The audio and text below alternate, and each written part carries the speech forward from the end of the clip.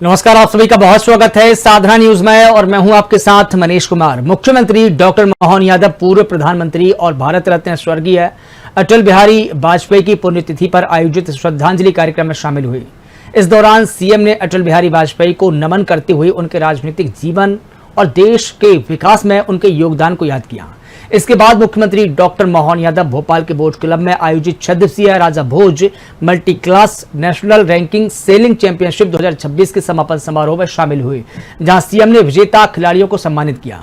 वहीं CM doctor Mohan Yadav Mansarovar dental college में आयोजित युवा संवाद कार्यक्रम में भी शामिल हुए। इसके बाद इंदौर में अटल बिहारी वाजपेयी की प्रतिमा स्थापना का भूमि पूजन कार्यक्रम और कई विकास कार्यों के भूमि पूजन कार्यक्रम और लोकार्पण कार्यक्रम में शामिल हुई। देखिए ये खास रिपोर्ट।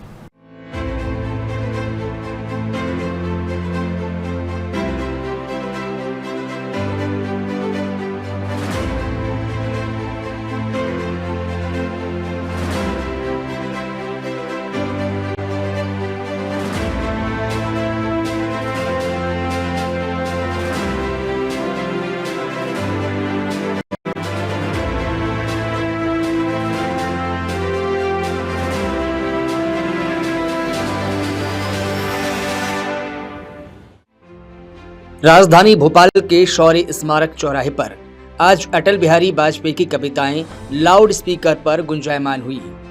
भोपाल में पूर्व प्रधानमंत्री एवं भारत रत्न स्वर्गीय अटल बिहारी वाजपेयी की पुण्यतिथि पर श्रद्धांजलि कार्यक्रम का आयोजन किया गया। मुख्यमंत्री डॉक्टर मोहन यादव ने शौर्य स्मारक चौराहे पर स्थित अटल जी की प्रतिमा पर पुष्पांजलि अर्पित कर उन्हें श्रद्धापूर्वक नमन किया। मुख्यमंत्री डॉक्टर मोहन यादव ने अटल बिहारी वाजपेयी के राजनीतिक जीवन और देश के विकास में उनके योगदान को याद किया। मुख्यमंत्री डॉक्टर मोहन यादव ने कहा कि अटल जी भारतीय राजनीति के ऐसे लोकप्रिय नेता रहे हैं जिन्होंने लंबे समय तक संसद में देश की आवाज को मजबूती से उठाया। वे 3 बार देश के प्रधानमंत्री रहे और अपने कार्यकाल में राष्ट्रीय राजमार्ग विकास, दूरसंचार, परमाणु परीक्षण और आधारभूत ढांचे के विस्तार जैसे क्षेत्रों में महत्वपूर्ण पहल की। मुख्यमंत्री डॉक्टर मोहन यादव ने कहा कि अटल जी का जीवन राष्ट्र सेवा, लोकतांत्रिक मूल्यों और सुशासन के प्रति समर्पण का प्रेरणा स्रोत रहा है।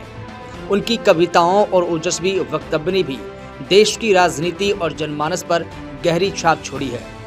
कार्यक्रम में भोपाल सांसद आलोक शर्मा, भाजपा जिला अध्यक्ष रविंद्र यति, भाजपा विधायक रामेश्वर शर्मा, विधायक भगवान दास सबनानी समेत भोपाल जिले के बीजेपी नेता और कार्यकर्ता मौजूद रहे। बाद तक का देश और नई पीढ़ी के लिए अपना जीवन कुर्बान करते हैं।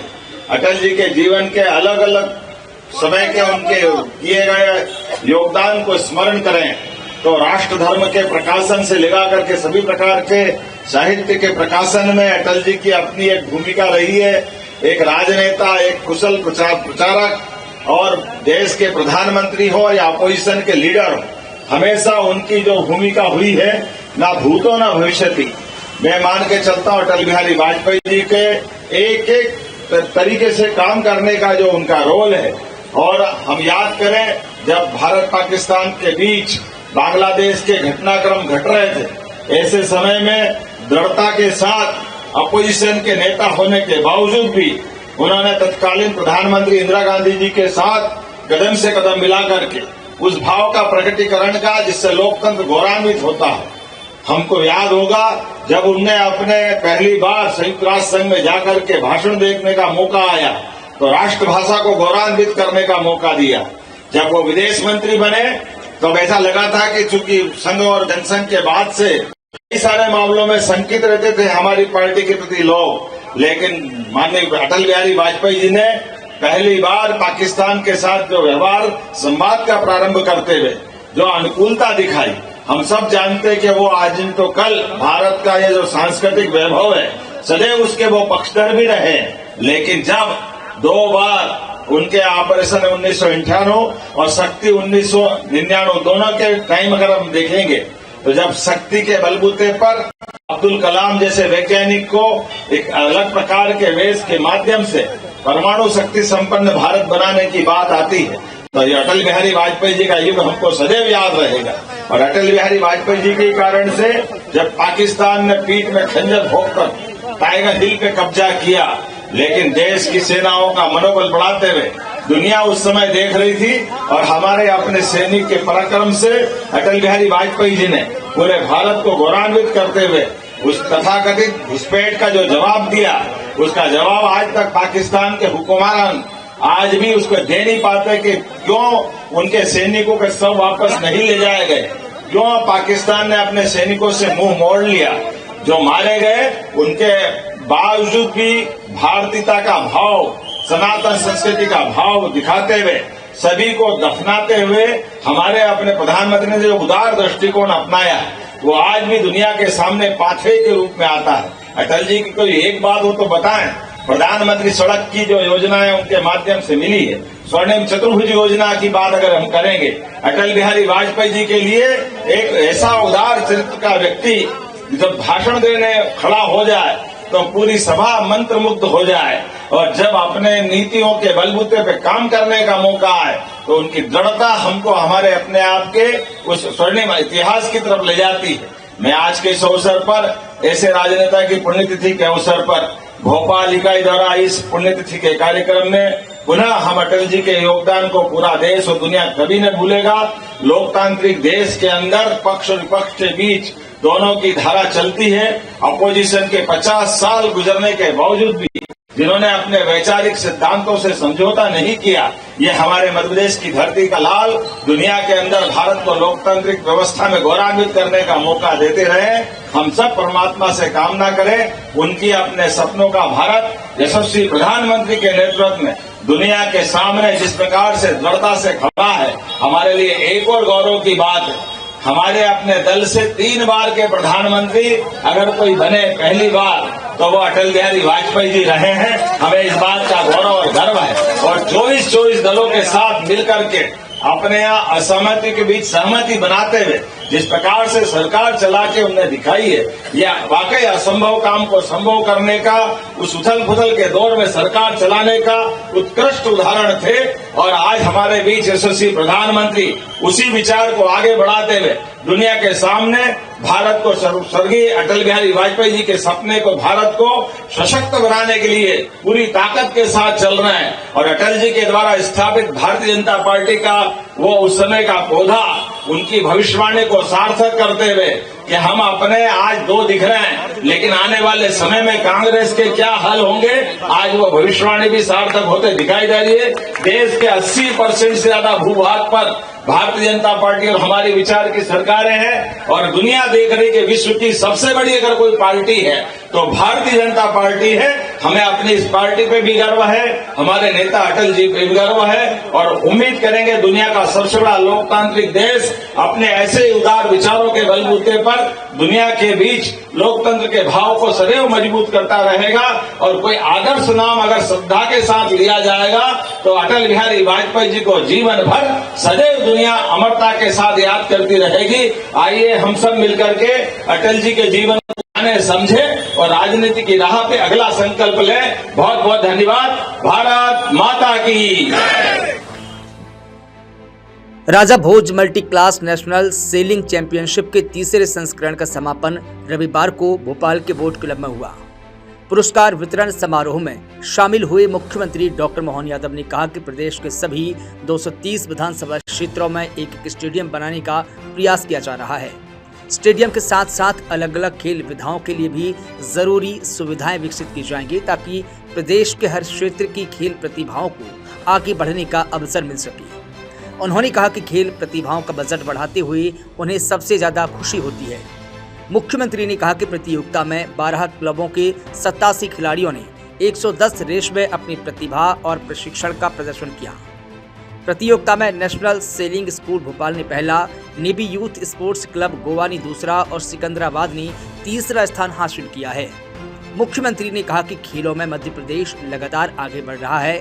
3 साल पहले तक खेलों में प्रदेश की स्थिति में देश में 16 से 17वें स्थान पर आसपास थी, लेकिन अब मध्य प्रदेश 3रे स्थान पर पहुंच गया है। यह खिलाड़ियों की मेहनत और सरकार की खेलों के प्रति प्रतिबद्धता का परिणाम है। उन्होंने कहा कि आज अंतर्राष्ट्रीय स्तर की प्रतिस्पर्धा, चाहे ओलंपिक हो या कॉमनवेल्थ, भारत की उपलब्धियों में मध्य प्रदेश के खिलाड़ियों का भी योगदान दिखाई देता है। मैं माननीय मुख्यमंत्री जी को बहुत धन्यवाद दूंगा। अभी हमारे सेक्रेटरी साहब और हम दोनों यही बात कर रहे थे कि मुख्यमंत्री जी का खेलों के प्रति कितना लगाव है और कितना जुड़ाव है, ये इस बात से प्रकट होता है कि बैक टू बैक माननीय मुख्यमंत्री जी तीसरे हमारे स्पोर्ट्स के कार्यक्रम में आए, उनका हम बहुत अभिनंदन करते हैं। अभी 3 दिन पहले ही हमने शायद देश की सबसे बड़ी और सबसे खूबसूरत तिरंगा यात्रा का भोपाल तालाब पर आयोजन किया और जो हमारे देश के यशस्वी प्रधानमंत्री नरेंद्र मोदी जी का सपना है कि थल, नभ और जल तीनों जगह तिरंगा लहराए, माननीय मुख्यमंत्री जी के नेतृत्व में हमने बहुत सफलतापूर्वक इस बड़े तालाब में तिरंगा यात्रा का आयोजन किया। आज हम सब तृतीय Raja Bhoj multi class national ranking sailing championship के समापन कार्यक्रम में यहां पर उपस्थित हुए हैं। निश्चित रूप से जैसा हम पहले भी कहते आए हैं कि मध्य प्रदेश की राजधानी भोपाल को भगवान का दिया हुआ ये सबसे खूबसूरत उपहार है, पर यह बात भी सही है कि भगवान तो बहुत सारे उपहार देता है, बहुत सारे अलग अलग चीजों से समाज को या प्रदेश को या देश को नवाजता है। मुख्य मुद्दा होता है कि भगवान के दिए हुए सौभाग्य का हमने किस तरह से उपयोग किया। तो मैं माननीय मुख्यमंत्री जी को बहुत धन्यवाद देता हूं कि इस बड़े तालाब का माननीय मुख्यमंत्री जी के नेतृत्व में मध्य प्रदेश की सरकार ने सदुपयोग किया है, चाहे खेल का मामला हो, चाहे पर्यटन बढ़ाने का मामला हो। खेल के मामले में तो मध्य प्रदेश लगातार देश में अव्वल स्थान रख रहा है। आज से 3 साल पहले तक हम देश में 16वें 17वें नंबर पर थे। मुझे आज बहुत प्रसन्नता है कि माननीय मुख्यमंत्री जी के नेतृत्व में आज मध्य प्रदेश देश में तीसरे स्थान पर आया है। ये निश्चित रूप से हमारे खिलाड़ियों की मेहनत और सरकार की इच्छा शक्ति का ही परिणाम है।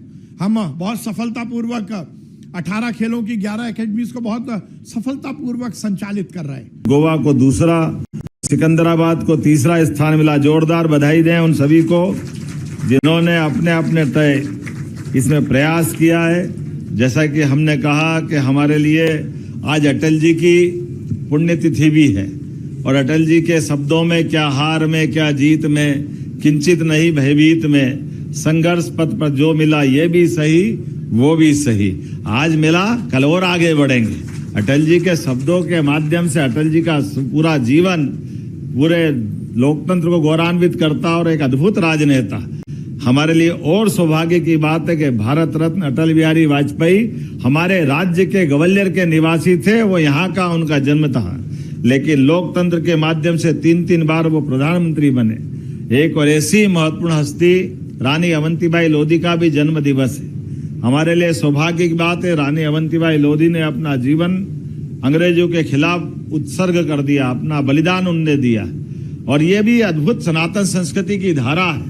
खेलों के अंदर भारत का इतिहास हजारों साल से हमारे यहाँ खेल और खेल की भावना के बलबूते पर हमारे व्यक्तित्व की पहचान होती थी। भगवान राम का माता सीता के समय होने वाला स्वयंवर स्मरण करें, जब भगवान ने अपने पुरुषार्थ बल पराक्रम से उस समय के सभी महारथियों के बीच वो परशुराम जी का धनुष उठा करके जो अपने बल का प्रकटीकरण किया, वो हम सबको एहसास कराता है। भगवान कृष्ण को भी गोकुल वृंदावन से बुलाकर मथुरा तक कुश्ती की स्पर्धा में ही तो बुलाया गया था और कुश्ती की स्पर्धा के माध्यम से छल करने का प्रयास किया और भगवान ने दूध और दही की ताकत भारत की क्या होती है सबको बताया और उस कंस को उसके घर में अपने मुक्के की ताकत से मार करके अपने खिलाड़ी होने का भी और युवा होने का गौरवशाली एक नया इतिहास बनाया।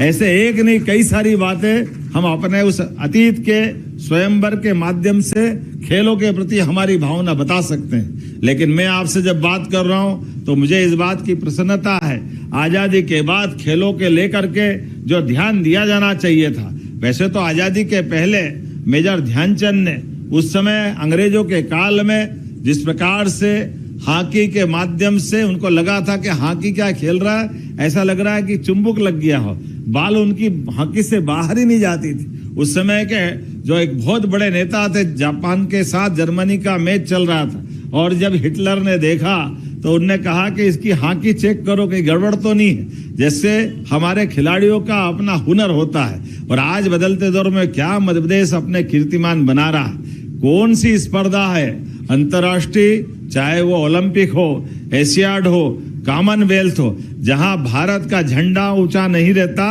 और मध्य प्रदेश का योगदान जरूर रहता है। मैं आप सबको बधाई देना चाहूंगा। सच में हमारे अपने खेल मंत्री जी ने कहा है कि 3 साल पहले तक 16-17 नंबर पर हमारा स्थान आता था, अब हम अपने तीसरे स्थान तक आ गए और कॉमनवेल्थ भी अब 30 में हमको मिल गए। और भारत सरकार के माध्यम से उम्मीद है कि 36 तक ओलंपिक की मेजबानी भी भारत को मिले, इसके भी पूरे प्रयास चल रहे हैं। तो यह भविष्य का भारत एक अलग प्रकार का भारत है। यशस्वी प्रधानमंत्री के माध्यम से शिक्षा नीति 2020 का जो ड्राफ्ट प्रकाशित हुआ, उसके माध्यम से भी खेलों को अब केवल खिलाड़ियों तक सीमित नहीं रखा है, खेलों के माध्यम से उसको कोर्स का हिस्सा भी बनाया और केवल खिलाड़ियों के लिए या विद्यार्थियों के लिए नहीं, जो हमारे कोच है उनके भी उसी प्रकार से प्रमोशन की गुंजाइश दी। मुझे इस बात की प्रसन्नता है, जब 2020 का ये विषय आया तो मध्य प्रदेश की तरफ से, मैं उस समय शिक्षा मंत्री था और मैंने उस नीति को सबसे पहले मध्य प्रदेश में लागू किया कि हाँ, हमारे कोच का भविष्य भी आगे बढ़ने वाला होना चाहिए, खिलाड़ियों को सब्जेक्ट मिले और कोच को भी आगे बढ़ने का मौका मिले। वो असिस्टेंट प्रोफेसर और वाइस चांसलर तक जाए, उसमें क्या तकलीफ है। जब हम अपनी तरफ से प्रतिभाओं को प्रोत्साहित करने के लिए आगे बढ़ते हैं तो हमारे लिए दोनों तरफ ध्यान देने की आवश्यकता है। एक तरफ खिलाड़ियों को और खिलाड़ियों से जुड़े हुए उनके कोच का भी चिंता करने की आवश्यकता है। और सरकार के माध्यम से भी जब धनराशि का विषय आता है तो स्पोर्ट्स डिपार्टमेंट के लिए मुझे तो इस बात की प्रसन्नता है, हर बार बजट बढ़ाते हुए सबसे ज्यादा आनंद किसी बात में आता है तो स्पोर्ट्स डिपार्टमेंट के लिए आता है। हमारा प्रयास है पूरे प्रदेश की 230 विधानसभा में एक स्टेडियम बनाने वाले हैं और स्टेडियम के अलावा भी जितने प्रकार की खेल की विधाएं हैं, जितने प्रकार का स्कोप है, हर एक क्षेत्र में समान रूप से मदद करने का और आगे बढ़ने का संकल्प हमारा है। माननीय मोदी जी के नेतृत्व में खेल दुनिया के अंदर भारत का मान सम्मान बढ़ा रहा है और हम भी कदम से कदम मिला करके, भारत जब आगे बढ़ रहा है तो मध्य प्रदेश भी उनके साथ कदम से कदम मिला के चलने के लिए तैयार है। यही कारण है कि आज 18 खेलों की 11 खेल अकादमियां हमारे अपने राज्य के अंदर काम कर रही है। और इतना ही नहीं, एक एक करके सभी क्षेत्रों में इसी प्रकार से स्कोप मिल रहा है। आइए हम सब आज की ये प्रतियोगिता के समापन के अवसर पर इसका आनंद भी लें और सभी पुरस्कृत होने वाले हम अपनी अलग अलग दलों को मेरी अपनी ओर से बधाई। बहुत बहुत धन्यवाद। भारत माता की जय। मुख्यमंत्री doctor Mohan Yadav Mansarovar dental college Bhopal में पूज्य संत श्री दादा गुरु महाराज के सानिध्य में आयोजित युवा संवाद कार्यक्रम में शामिल हुए। कार्यक्रम का केंद्र युवाओं की ऊर्जा को सकारात्मक दिशा देने, भारतीय संस्कृति और जीवन मूल्यों से जोड़ने और समाज और राष्ट्र निर्माण में उनकी भूमिका को मजबूत करने पर रहा। कार्यक्रम में संत सानिध्य और युवा संवाद का अनूठा संगम देखने को मिला। मुख्यमंत्री ने युवाओं से जीवन में लक्ष्य निर्धारित कर आगे बढ़ने और अपनी प्रतिभा का उपयोग समाज हित में करने का आह्वान किया। उन्होंने कहा कि युवा केवल अपने करियर तक सीमित न रहें, बल्कि राष्ट्र और समाज के प्रति अपनी जिम्मेदारियों को भी समझें। मुख्यमंत्री डॉक्टर मोहन यादव ने कहा कि संतों का जीवन त्याग, तपस्या, सेवा और प्रकृति संरक्षण की प्रेरणा देता है। ऐसे आयोजनों के माध्यम से युवाओं को जीवन के मूल्यों और कर्तव्यों की समझ विकसित करने का अवसर मिलता है। मुख्यमंत्री ने युवाओं को मध्य प्रदेश और देश की विकास यात्रा का आधारभूत महत्व बताया। उन्होंने कहा कि आज का युवा ज्ञान, तकनीक, नवाचार और ऊर्जा से संपन्न है। आवश्यकता इस बात की है कि इन क्षमताओं का उपयोग सकारात्मक दिशा में हो और युवा स्वयं के साथ समाज के विकास में भी योगदान दें। लेकिन हमारे जो राष्ट्रीय स्वयंसेवक संघ के प्रचारकों का अगर आप इतिहास देखोगे, वो हमसे कई गुना ज्यादा पढ़े लिखे हैं, लेकिन राष्ट्र कार्य के लिए पूरा देते हैं।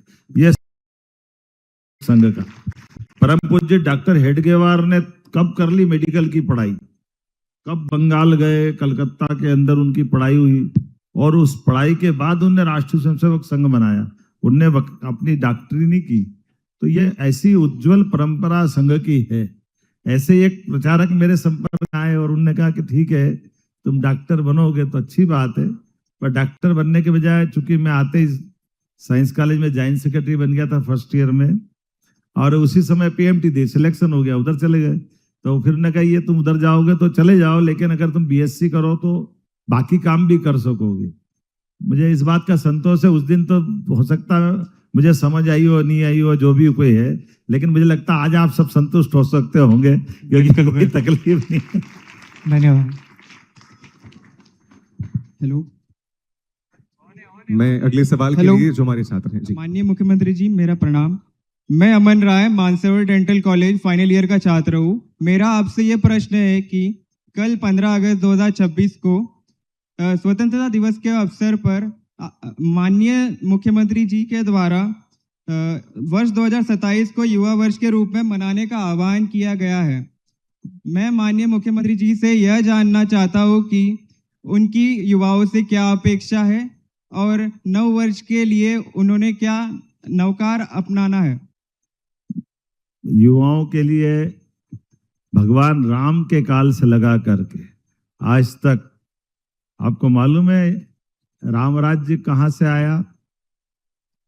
भगवान राम के जीवन में विश्वामित्र जब उनके घर आए और महाराज दशरथ और वशिष्ठ से बोला कि ये जंगल के अंदर जानवर के भी तरह राक्षसों का उत्पात है और ये कई सारे ऋषि मुनि अपने दैनंदिन के कार्यकलाप नहीं कर पाते। ऐसे में वो युवा अवस्था में थे राम एक तरह से, और ऐसे में राम लक्ष्मण के माध्यम से न केवल वहाँ सभी निशाचर मारे गए, बल्कि भगवान राम का दुनिया ने एक अलग रूप देखा जो आगे जाकर के माता जानकी को अपनाने का हुआ है। और भगवान कृष्ण का भी ऐसा ही है। भगवान कृष्ण ने कंस को घर में से मार करके अपने उस दौर के कंस के राज का अंत किया। हमारे देश के अंदर भी चंद्रशेखर आजाद, भगत सिंह, नेताजी सुभाष चंद्र बोस, ये लंबी परंपरा है जिन्हें देश को आजादी दिलाई। तो आज के इस अवसर पर जो दुनिया का सबसे युवा देश अगर कोई है तो भारत है, और भारत में वो क्षमता योग्यता है जो दुनिया के नंबर 1 देश बने। इसलिए युवा वर्ष घोषित करने के लिए हमारा सबका प्रण है। ये युवा प्रदेश है, देश युवा है। ऐसे में हमारे युवाओं के लिए उनके मन में वो नौकरी पाने वाले नहीं, नौकरी देने वाले बने, उनकी क्षमता योग्यता के बलबूते पर। हमारे लिए आज युवाओं का अगर मैं मन में बात रखूंगा तो आपके सामने भी बात ध्यान में आएगी। अब्दुल कलाम जी के शब्दों में, जो सपने दिन में देखता और पूरे करने का दम रखता है वो अपने जीवन का लक्ष्य तय करता और वो युवा होता है। मैं अपनी ओर से बधाई देना चाहूंगा। आज इस अवसर पर जब दुनिया का सबसे युवा देश माननीय प्रधानमंत्री के नेतृत्व में ताकत के साथ चल रहा है, तो युवाओं के लिए हमारी सरकार बहुत सारे प्रकार से काम कर रही है। और ये बात भी सही है कि आज का समय युवाओं की तरफ हम देखते हैं तो पूरे वर्ष सरकार के तो 52 से लेके 55 मंत्रालय, लेकिन सब वर्गों में से कल्याण की अगर बात करेंगे तो कल्याण करने के लिए हम सब मिलकर के सारे विभागों में भविष्य में भी अपने घर के अंदर भावी पीढ़ी माता पिता के सपनों को सार्थक करती है। मुझे पूरा भरोसा युवा, हमारा पूरा देश, युवा प्रदेश देश को भी आगे ले जाएगा और मध्य प्रदेश को भी आगे ले जाएगा। इसलिए पूरा वर्ष हमने युवाओं के नाम पे डिक्लेयर किया। जी हाँ, सर्वप्रथम माननीय मुख्यमंत्री महोदय को मेरा प्रणाम है। साथ ही साथ मंचासीन बैठे सभी अतिथि को भी मेरा प्रणाम है। महोदय, मेरा प्रश्न ये है कि हमने प्रायः देखा है कि आप इतनी बिजी लाइफस्टाइल में भी, इतनी बिजी शेड्यूल होते हुए भी आप अपनी हेल्थ को हमेशा प्रायोरिटाइज करते हैं। तो मैं चाहूंगा कि आप हमें भी कुछ ऐसा मार्गदर्शन दें ताकि हम भी अपने लाइफस्टाइल में इनको सम्मिलित कर पाए। देखिए, हमारे पास समय की पाबंदी अगर हम करें, रोज दिनक्रम बनाएं, तो हम अपने सब चीजों को बहुत सहजता से कर सकते हैं। जैसे आपके पास में सिलेबस होता पूरे साल की पढ़ाई का, आप अपने प्रत्येक दिन अच्छे से पढ़ लोगे तो आपको परीक्षा में तनाव नहीं आएगा। ऐसे अपने दिन का दिनक्रम बनाते समय हमारा सोना खाना पीना अगर जरूरी है, उतना ही व्यायाम करना भी जरूरी है, उतना ही पढ़ना भी जरूरी है। तो हमारे जीवन के समय की नियमितता में मुझे इस बात का संतोष है कि मैं बाकी कामों के साथ नियमित रूप से योग और व्यायाम को जरूर समय देता हूं। मुझे इस बात का संतोष है। उसके कारण से परमात्मा की दया से अभी तक कोई डायबिटीज नहीं, अभी तक कोई भी दूसरी हार्ट की या कोई बीमारी नहीं, आंखों पे चश्मा भी नहीं लगा। परमात्मा की कृपा है। यह हमारे सबके लिए अपने इस शरीर की साधना करने के लिए जरूर समय निकालना चाहिए। धन्यवाद। जी हाँ। गुड मॉर्निंग सर, मैं Tanvi Viyogi BMS second professional year की छात्रा हूँ। मेरा सवाल ये है कि आप इंडिया के top most educated chief minister हैं, इतने बिजी लाइफ में आप सब कैसे मैनेज करते हैं? बड़ा मुश्किल है, लेकिन ऐसा कुछ नहीं है। हम पढ़े लिखे होना अलग बात है, लेकिन लिखने पढ़ने के साथ हमको अपने काम के प्रति एकाग्रता की जरूरत भी। केवल मैं आपको 2-3 जानकारी बताना चाहूंगा। मैं फर्स्ट ईयर में जॉइंट सेक्रेटरी बना, तब मैं बीएससी फर्स्ट ईयर पढ़ रहा था। उस समय मैं केवल फर्स्ट ईयर पढ़ भी रहा था, चुनाव भी लड़ रहा और समान रूप से मेरा अपना एक स्वतंत्र दुकान का व्यवसाय भी कर रहा था। तो अगर हम समय का नियोजन करेंगे तो काम करते करते पढ़ना अच्छी बात है, लेकिन पढ़ने के साथ समय का नियोजन अगर अपन कर लेते हैं तो मुझे इस बात की प्रसन्नता। बीएससी एलबी वैसे ही मैंने कर ली। जब मैं उज्जैन विकास प्राधिकरण का अध्यक्ष था तो मैंने एमए पॉलिटिकल साइंस में पढ़ाई की। बाद में जब टूरिज्म कॉर्पोरेशन का चेयरमैन था तब मैंने एमबीए किया, बाद में पीएचडी की। तो अपने पास में पढ़ने का मतलब समय का नियोजन, आप जो भी काम कर रहे हो उसको केवल अपनी जिंदगी के इस पार्ट तक पढ़ना और उससे नौकरी पाली और खत्म कर दी, इसकी जरूरत नहीं। जीवन भर पढ़ना चाहिए। मैं स्वाध्याय आज भी करता हूं और आपसे भी निवेदन करता हूं कि आप जरूर पढ़िए, किताबें साथ रखिए और आगे बढ़िए। जीवन भर आपका ये विद्याधन जीवन में आपको कभी नष्ट नहीं होता है और आगे बढ़ने की प्रेरणा देता है। मंच पर उपस्थित सभी मान्यवरगण एवं अतिथियों को मेरा सादर प्रणाम। मैं डॉक्टर जयेश बारी मानसरोवर डेंटल कॉलेज में कार्यरत हूँ। मेरा माननीय मुख्यमंत्री जी से ये सवाल है कि मुख्यमंत्री जी, आप मध्य प्रदेश के औद्योगिक गतिविधियों को निरंतर बढ़ावा देने का प्रयास कर रहे हैं। मैं ये जानना चाहता हूँ कि इन बड़े उद्योगों से मध्य प्रदेश के युवाओं को कितना लाभ होगा? देखिए, ये मैं दो तरह से बताना चाहूंगा कि हमारे यहाँ राज्य के अंदर उद्योग धंधों की हमारी वैसे तो 3 कैटेगरी है। वैसे तो बहुत सारी चीजों से रोजगार मिलता है, लेकिन अपने राज्य के अंदर की जो संभावना है हम उस पे सब पे काम कर रहे हैं। उदाहरण के लिए आपको अगर उद्योग की बात करूंगा तो उद्योग हेवी इंडस्ट्री में नई टेक्नोलॉजी के बलबूते पर हमारा माइनिंग से लेकर बहुत सारे प्रकार की संभावना है, फूड प्रोसेसिंग से लेकर सभी क्षेत्रों में।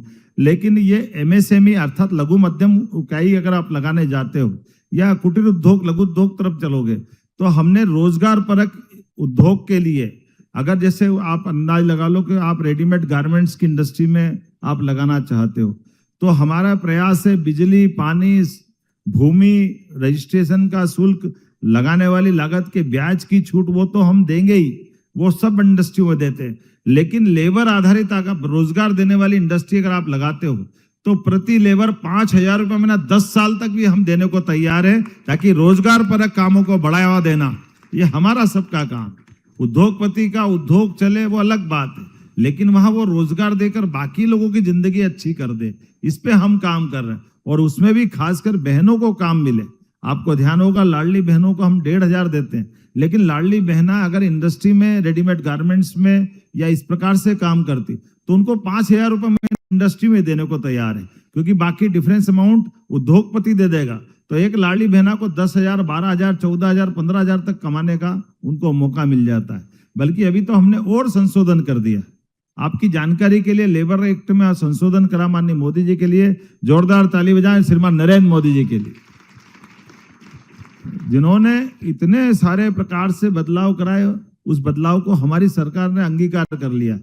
लेबर एक्ट ये कहता है कि एक व्यक्ति 8 घंटे काम करेगा, कोई बात नहीं, तो 8 या 24 3 पाली करेंगे तो 24 घंटे काम कर सकते कोई इंडस्ट्री। लेकिन अगर किसी ने कहा मैं 8 की जगह 12 घंटे काम करता हूँ, 10 घंटे काम करता हूँ, तो अगर वो 12 घंटे काम करके 4 दिन में 848 अगर वो पूरा कर लेता है तो 3 दिन उसको घर के लिए मिल जाते पूरे। कोई गांव वाला हो तो गांव चले जाएगा, कुछ काम करके आ जाएगा। तो हमारी सरकार ने ये भी कंसीडर कर लिया है कि अगर वो एक्स्ट्रा टाइम भी काम कर रहा है इंडस्ट्री में तो लेबर एक्ट से उसको ये भी मदद मिल जाए कि वो अपने दोनों तरह के काम कर पाए। हमारी एक कानून जनता की सुविधा के लिए होना चाहिए, जनता की मदद के लिए होना चाहिए, उसकी क्षमता योग्यता का सदुपयोग करने के लिए होना चाहिए। इसलिए हमने ये भी गुंजाइश दी है। तो उम्मीद करेंगे उद्योग के माध्यम से जो रोजगार मिल रहे हैं, मुझे इस बात की प्रसन्नता है जब से हमारी सरकार बनी पूरे देश में सबसे तेज गति से उद्योग लगने वाला कोई राज्य है तो मध्य प्रदेश है। हमें इस बात की प्रसन्नता है। और भोपाल तो और भाग्यशाली है, हमने अपनी GIS दूसरी बार यहाँ कर रहे हैं और सदगड़ी अपना नया इंडस्ट्रियल कॉरिडोर आपके यहीं से दिखाई देता है। ये भोपाल अपना निवेशकों की दृष्टि से भी अब हमारा बहुत आकर्षक डेस्टिनेशन हुआ है। मैं उम्मीद करूंगा आपके माध्यम से। और आखिरी बात, उद्योग रोजगार पाने वालों का नहीं, रोजगार देने वालों को बनाने का मार्ग है। और हमने प्रण लिया कि हमारे राज्य के युवाओं को उद्योगपति बनाने की दिशा में हम आगे बढ़ेंगे ताकि वो कई लोगों को रोजगार दे सके।